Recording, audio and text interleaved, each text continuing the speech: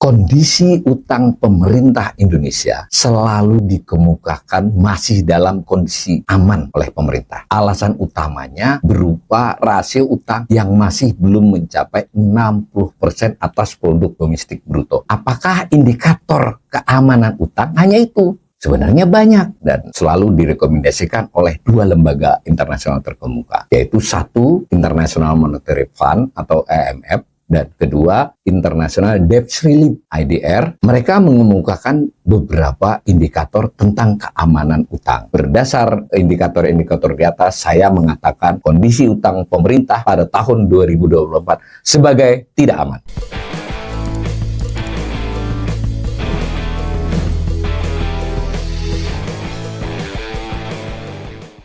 Kondisi utang pemerintah Indonesia selalu dikemukakan masih dalam kondisi aman oleh pemerintah. Alasan utamanya berupa rasio utang yang masih belum mencapai 60% atas produk domestik bruto atau PDB.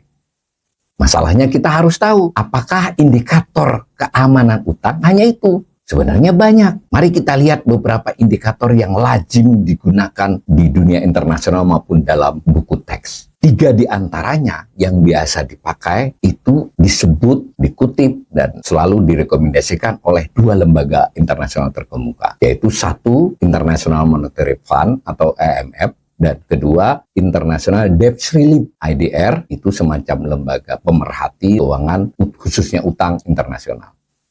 Mereka mengemukakan beberapa indikator tentang keamanan utang. Nah, kita kali ini mengambil 3 di antaranya saja. Dan ketiga-tiganya juga dipergunakan oleh Badan Pemeriksa Keuangan, lembaga negara Indonesia yang disebut dalam Undang-Undang Dasar 1945. Jadi BPK itu posisinya sangat kuat sebenarnya. Nah, BPK melakukan review atas kondisi keuangan pemerintah dan dalam hal ini terkait dengan utang. 3 yang kita bahas hari ini adalah 1, rasio utang atas pendapatan negara, 2, rasio pembayaran bunga utang atas pendapatan negara, dan ketiga, rasio pembayaran beban utang atas pendapatan negara.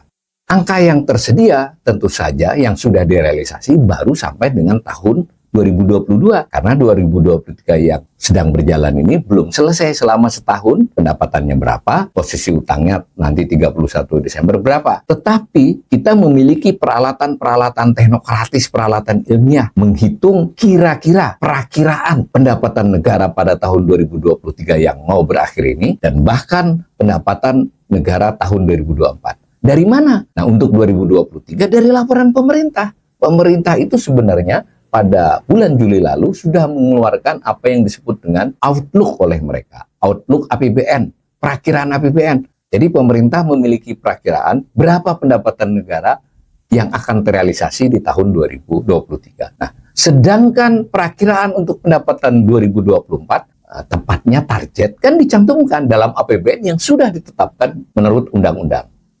Nah, sedangkan perakiraan utang itu memang sedikit lebih memerlukan perhitungan, tetapi bisa.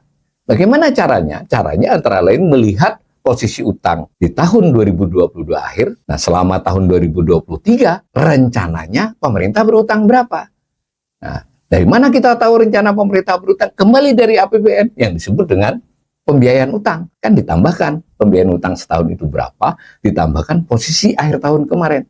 Nah, lalu ada aspek lain yang disebut dengan soal kurs. Karena sebagian utang pemerintah itu berupa mata uang asing, khususnya dolar. Maka jika nilai rupiah melemah terhadap dolar, sebagian utang tadi yang berbentuk dolar itu dinyatakan dalam rupiah bertambah. Nah, jadi meskipun pemerintah tidak menambah utangnya, nilainya bertambah berdasarkan kurs. Nah, tetapi tentu jika rupiah menguat, perbandingannya adalah 31 Desember 2023 nanti dengan 31 Desember 2022. Maka posisi utang terkait kurs itu bisa sedikit berkurang.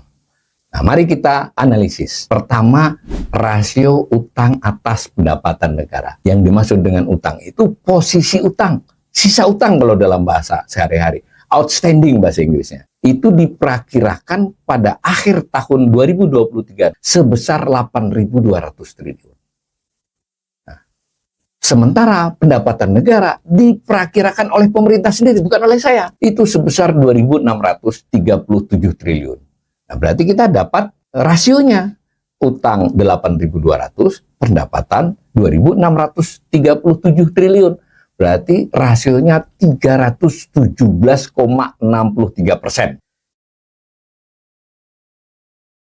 Nah, apakah itu aman? Menurut rekomendasi IMF, yang aman itu 90 sampai dengan 150%. Berarti ini lebih dari 2 kali lipat batas atas IMF. Nah, bagaimana dengan rekomendasi IDR, International Debt Relief? 92 sampai 167%, juga hampir 2 kali lipat. Dengan demikian, berdasarkan indikator ini tidak aman.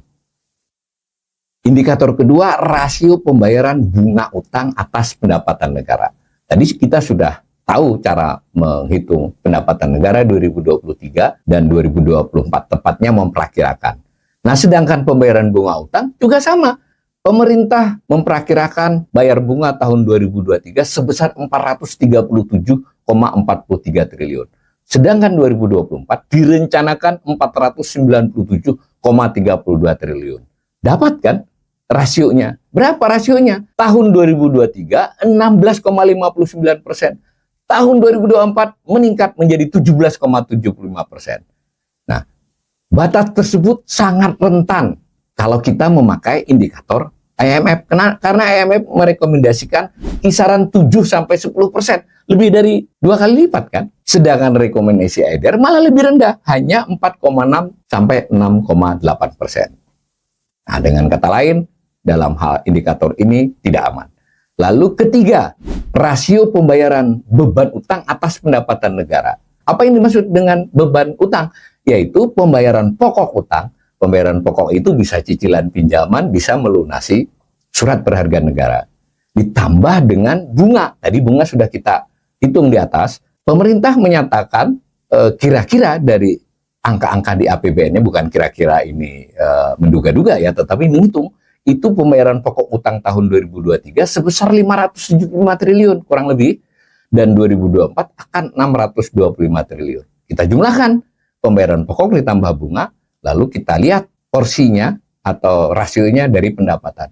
Diperolehlah rasio tahun 2023 38,93%. Sedangkan 2024 akan meningkat menjadi 40%. Berdasar IMF itu tidak aman karena direkomendasikan 25-35%. Nah, sedangkan berdasarkan IDR masih nyaris aman karena rekomendasinya 28-63%. Dengan demikian, berdasar indikator-indikator di atas, saya mengatakan kondisi utang pemerintah pada tahun 2024 sebagai tidak aman.